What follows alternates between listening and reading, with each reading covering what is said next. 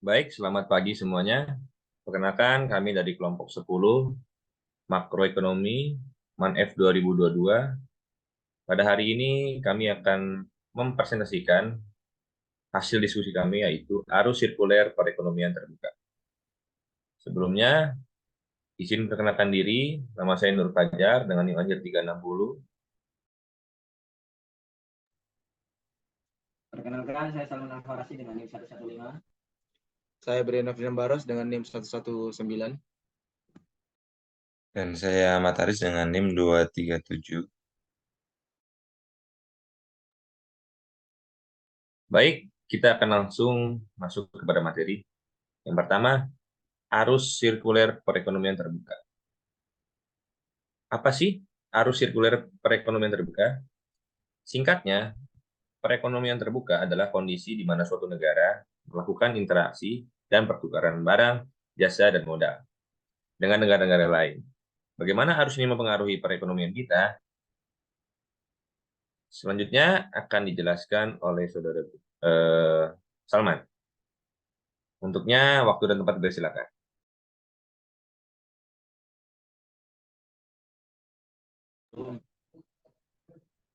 Arti dari perekonomian terbuka. Yang pertama adalah pertukaran luas. Perekonomian terbuka memungkinkan pertukaran barang dan jasa lintas negara, membuka peluang bisnis yang luas. Yang kedua adalah pengaruh global. Pengaruh faktor ekonomi internasional dapat mempengaruhi kondisi ekonomi domestik. Yang ketiga adalah ketergantungan ekonomi. Perekonomian terbuka mengindikasikan ketergantungan kita terhadap proses global. Next.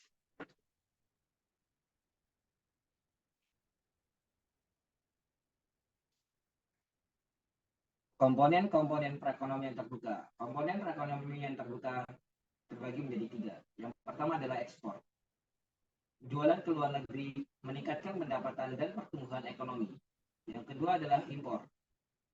Memasukkan barang dan jasa dari luar negeri, memenuhi kebutuhan dan melengkapi produksi domestik. Yang ketiga adalah pertukaran mata uang.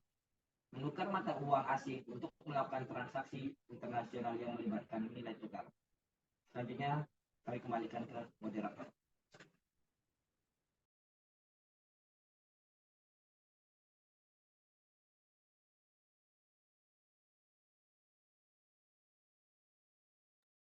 Baik, terima kasih, Saudara Salman. Berikutnya akan disampaikan pengaruh arus masuk dan keluar dalam perekonomian terbuka. Yang akan disampaikan oleh Saudara Charis. Waktu dan tempat dipersilakan. Baik, terima kasih moderator. Materi selanjutnya yaitu pengaruh arus masuk dan keluar dalam perekonomian terbuka. Yang pertama ada arus masuk. Investasi asing dan keuntungan ekspor menghasilkan lapangan kerja dan pertumbuhan ekonomi. Yang kedua, arus keluar. Impor barang dan jasa dapat mengurangi pendapatan domestik dan meningkatkan ketergantungan ekonomi. Yang ketiga, keseimbangan. Perdagangan yang seimbang penting untuk menjaga stabilitas ekonomi dan nilai tukar.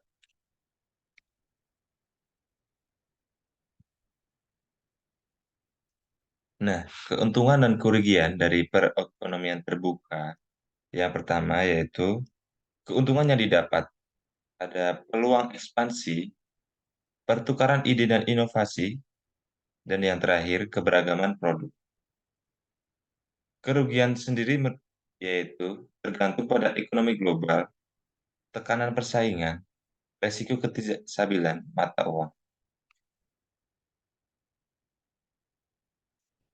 Nah, strategi kebijakan moneter dan fiskal dalam perekonomian terbuka. Yang pertama, kebijakan moneter.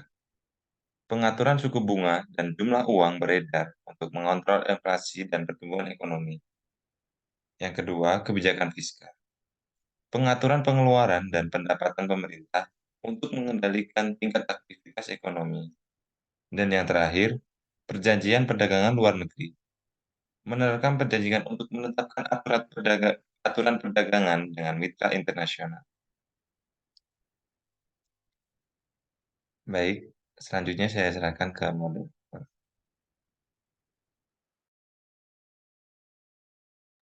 Baik, terima kasih Saudara Charis. Berikutnya akan disampaikan peranan perdagangan internasional dalam perekonomian terbuka, serta gambaran siklus yang akan dijadikan sebuah contoh. Untuk Saudara Brian, waktu dan tempat dipersilakan. Baik, terima kasih kepada moderator atas waktu yang telah diberikan. Untuk materi selanjutnya ada peranan perdagangan internasional dalam perekonomian terbuka. Dibagi menjadi 3. Yang pertama, peningkatan ekonomi.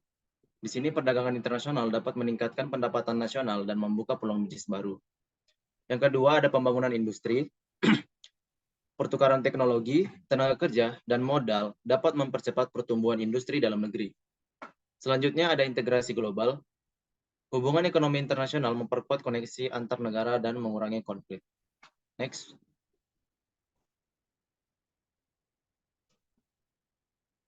Nah, selanjutnya ada sirkulasi aliran pendapatan dalam perekonomian terbuka.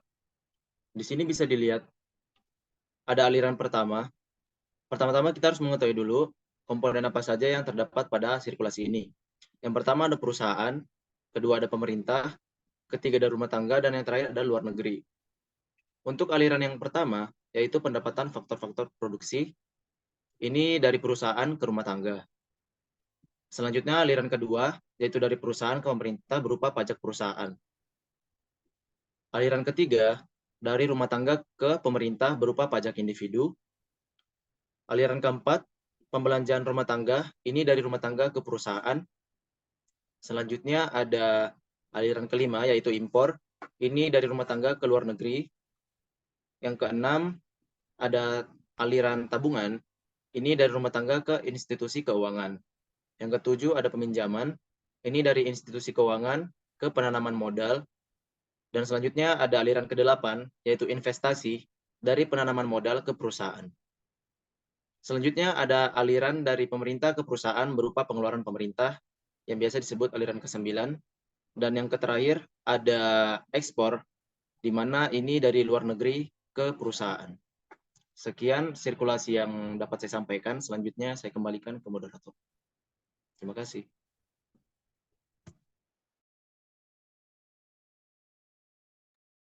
Baik, terima kasih Saudara Brian. Tibalah kita kepada simpulan.